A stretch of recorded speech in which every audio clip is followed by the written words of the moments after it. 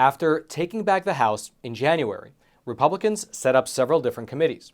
And one of these new committees is called the House Select Subcommittee on the Coronavirus Pandemic.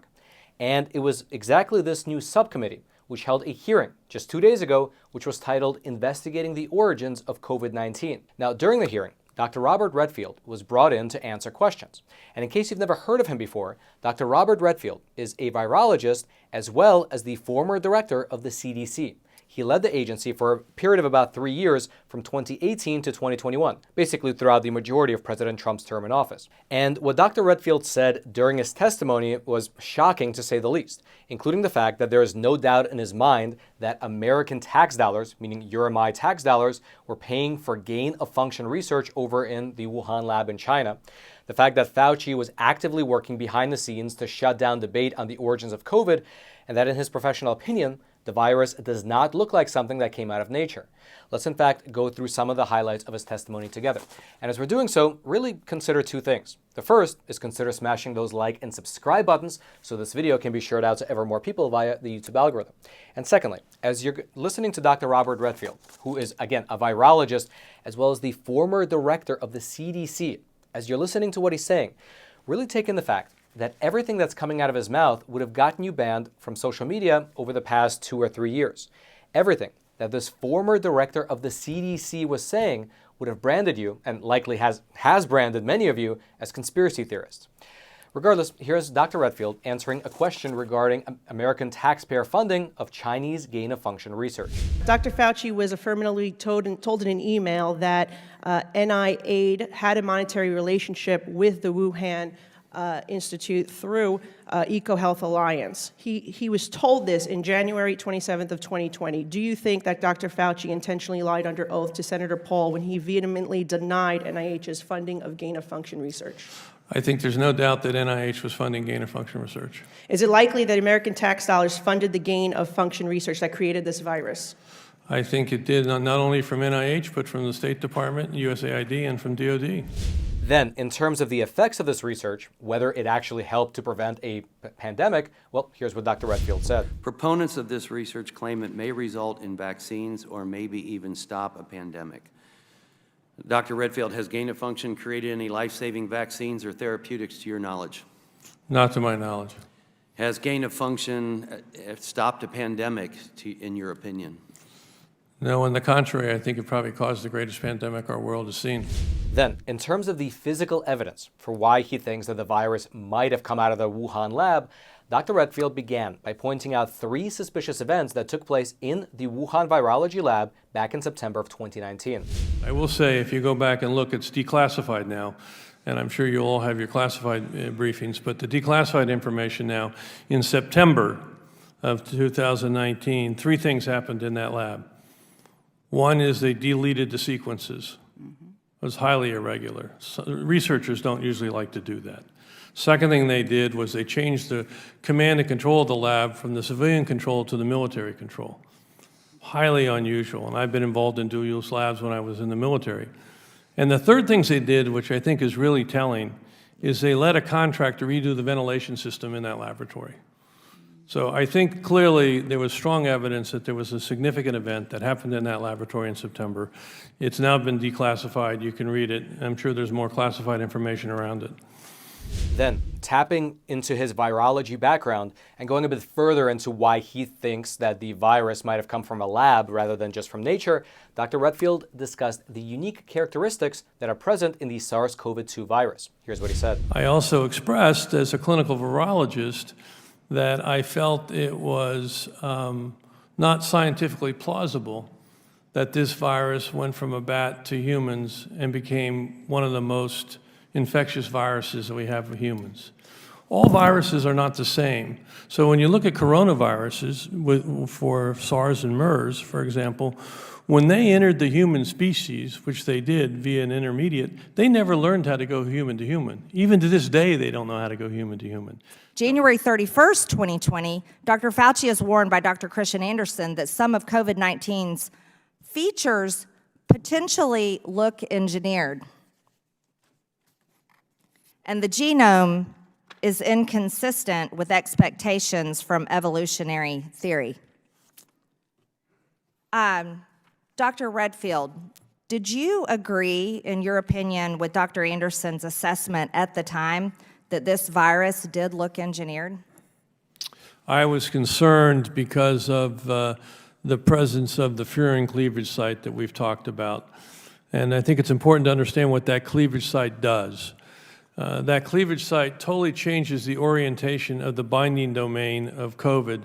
So it now, which could not see the ACE2 receptor, which is the human receptor, it totally changes the orientation now, so it has high affinity for a human receptor. So that furin cleavage site bothered me. It didn't seem that it belonged there. And then when you look at the sequences that it used, and it's beyond the committee, but I know many of you have looked into it, the sequences that they used in those 12 nucleotides for arginine were the arginine sequences, nucleotide triplet, that coded for the human arginine. So why did this virus have the arginine sequences for human there, not bat? It was very disconcerting to me. It looked like this virus was engineered. Was this, what you're observing and speaking of, is this something that would be in line with gain-of-function research and the capabilities it would provide to the virus? Yeah, I mean, basically this lab published in 2014 that they accomplished in this, allowing the coronaviruses that they were working with in the lab to bind to the ACE2 receptor in humanized mice. And the only way they did that was by reorienting the binding domain. And it was clear to them at this time that that was likely the issue in their private conversations. Yet by February 4th, a paper on the origins of COVID is drafted by 4 participants of the February 1 conference call. One of those participants, Dr. Anderson, completely reverses himself in an email to the president of EcoHealth, Peter Daszak, and says the main crackpot theories going around at the moment relate to this virus being somehow engineered, and that is demonstrably false. My question to you, Mr. Redfield, did you know of any evidence that they had found within 3 days from February 1st to February 4th to be able to confirm that it was not created in a lab? As I mentioned earlier, unfortunately, I was excluded from those conversations, which I found retroactively very disappointed, since I was obviously a virologist and very engaged, and I actually had asked Jeremy Farrar, Tony Fauci, and Tedros to have these conversations. And then to be excluded, I found unusual. I do think it illustrates one point that's worth really focusing on. All right, the sponsor of today's episode is a phenomenal company called AMAC. That's AMAC, and it stands for the Association of Mature American Citizens. They are quite literally one of the fastest growing conservative organizations in all of America, and you should consider joining for 3 main reasons. The first is the money saving benefit, because as a member of AMAC, you get access to a ton of discounts at many different verticals. Things like vitamin stores, restaurants, retail shops, and so on and so forth. If you want to check out the full list, it's pretty exhaustive, you can do so over on AMAC's website. The second benefit is that you get exclusive access to the AMAC magazine. It'll be delivered directly to your doorstep, and it contains phenomenal coverage as well as deep analysis. And then the third benefit, the one that people say is their favorite, is that AMAC fights for your values over on Capitol Hill. In fact, you can check out the online version of this on their website. It's the AMAC Action Advocacy Annual Report, and it shows exactly what they're doing on Capitol Hill in terms of fighting what they call the socialist storm that's brewing in this country. So head on over to amac.us/factsmatter and sign up today. I'll also throw a link down in the description box below. And I think it's important to look at, prior to 2012, we didn't really have another mechanism other than nature. We weren't doing gain-of-function research. Right? I'm a clinical virologist. I tried to explain to Dr. Fauci, who's an immunologist, that this virus, SARS and MERS, when they infected man from the intermediate host, civet cat in the case of SARS and a camel in the case of MERS, they never learned how to go human to human. So those original outbreaks were less than 1,000 people, and the epidemics died. And so when everyone thought this was SARS-like, well, it's gonna die too. But this virus was immediately the most infectious virus, not the most, I think probably right behind measles, virus that we've ever seen infect man. So I immediately said, wait a second, this isn't natural. And then you go back and look at the literature, and you find in 2014, this lab actually published a paper that they put the H2 receptor into humanized mice so it can infect human tissue. And then you learn that the new COVID, which came from bats, now can hardly replicate in bats. Yeah. So how does that happen? So I said that my view as a virologist, again, my hypothesis, and I never discredited them for their hypothesis, it's the spillover, was that this was most likely to come from the lab. Dr. Redfield, I want to stick with you. You have said before that you were locked out of conversations about the lab leak by Dr. Fauci and Dr. Collins.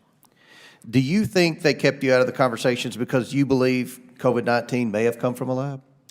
Yeah, I think I made it very clear in January to all of them why we had to aggressively pursue this, and I let them know as a virologist that I didn't see that this was anything like SARS or MERS because they never learned how to transmit human to human, that I felt this virus was too infectious for humans. There was a lot of evidence that lab actually published in 2014 that they put the H2 receptor into humanized mice so it could infect human tissue. I think, we had to really seriously go after the fact that it came from the lab, and they knew that that was how I was thinking, although I thought we had to go after both hypotheses. And I was told later, I didn't know I was excluded. I didn't know there was a February 1st conference call until the Freedom of Information came out with the emails, and I was quite upset as the CDC director that I was excluded from those discussions. Why would they do this? Because I had a different point of view, and I was told they made a decision that they would keep this confidential until they came up with a single narrative, which I will argue is antithetical to science. Science never selects a single narrative. We foster, as my colleague here just said, we foster debate. And we're confident that with debate, science will eventually get to the truth. This was an a priori decision that there's one point of view that we're going to put out there, and anyone who doesn't agree with it is going to be sidelined. And as I say, I was only the CDC director, and I was sidelined. Now, in that last clip, Dr. Redfield mentioned the infamous February 1st meeting, which eventually resulted in the infamous paper, the one that's called Proximal Origins of COVID-19. If you're interested in the full story behind that meeting and that paper and what the released emails from within the government showed about Dr. Fauci's role in influencing the conclusion of that paper, well, you can click on that link right there because we did a rather long episode going step by step into what actually happened behind the scenes. But in short, what took place was that there was a conference call, the one that was discussed on February 1st, that was attended by several different scientists, including by Dr. Fauci as well as Dr. Francis Collins, who at that time was the director of the NIH. And several of these scientists on that call, they were leaning towards the virus having emerged from the Wuhan lab. During the call, they said that the evidence that they saw was leaning them towards the possibility of a lab leak.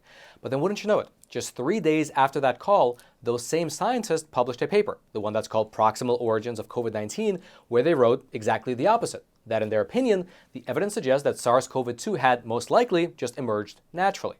And of course, both Dr. Fauci and the media just ran with that paper and used it to discredit anyone and everyone who said otherwise. However, after a Freedom of Information Act request obtained emails from within the government, those emails showed that Dr. Fauci was actually actively involved in editing that paper behind the scenes. And that furthermore, shortly after the paper was published, those scientists, the ones who changed their tunes, they were given large sums of grant funding directly from the NIH. So that's the story in a nutshell. Here's what Dr. Redfield said when questioned about this particular episode. Because it was told to me that they wanted a single narrative and that I obviously had a different point of view. Okay. In emails following the conference call, 4 of the 11 scientists told Fauci that they all found the genetic sequence inconsistent with expectations from evolutionary theory, basically what you're saying. However, just 3 days later, these 4 scientists had drafted a paper arguing the exact opposite, and that's now the infamous proximal origin of SARS-CoV-2. Our investigations show that this paper was prompted by Dr. Fauci, among others, with a goal to disprove the lab leak theory. What is the likelihood that these scientists came across additional information just 3 days after making these statements to conclude with such certainty that COVID-19 came from nature instead of the lab leak that they thought it was 3 days earlier? Yeah, I think it's unfortunate. Again, I've said this before, that this whole approach that was taken on February 1st and subsequently in the month of February, if you really want to be truthful, it's antithetical to science. Thank you. Science has debate, and they squashed any debate. Thank you. Given what we know now and looking at all the conversations in February of 2020 and before the release of the paper, do you think that Dr. Fauci used this paper to hide the gain-of-function research created this virus? I can't talk about Fauci's motivation. Do you think that the paper does hide the truth? I think it's an inaccurate paper that basically was part of a narrative that they were creating. Remember, this pandemic did not start in January at the seafood market. We now know there was infections all the way back into September. This was a narrative that was decided that they were going to say this came from the wet market, and they were going to do everything they could to support it, to negate any discussion about the possibility that this came from a lab. Now, it's worth mentioning that we skipped around a lot with Dr. Redfield's testimony in order to keep it concise. But honestly, at least in my opinion, the entire thing is worth watching. The hearing was about 3 hours long, and if you're interested, maybe you have some time over the weekend, I'll throw the link to the entirety of the hearing. It'll be down in the description box below. You can watch it at 1.5, 1.75 speed in order to get through it faster. But after what we've been through in this country over the past 3 years, it definitely is an eye-opener in terms of what was really happening behind the scenes at the CDC itself with anyone who had wrong think. So if you want to check it out, the link will be right there in the top of the description box. And then also, lastly, I threw another link in the description box for an awesome supplement called elderberry extract. It's loaded with antioxidants, it's good for your heart, it's good for your immune system, and that particular brand is made right here in America over in the great state of Wisconsin. And with the link that they gave us, if you click on that link and use the promo code American20, that's American with an N20, they'll give you 20% off your entire order. And so give them a shot if you're keen on trying that sweet, sweet elderberry extract, again, made right here in America. And then until next time, I'm your host, Roman from the Epoch Times. Stay informed, and most importantly, stay free.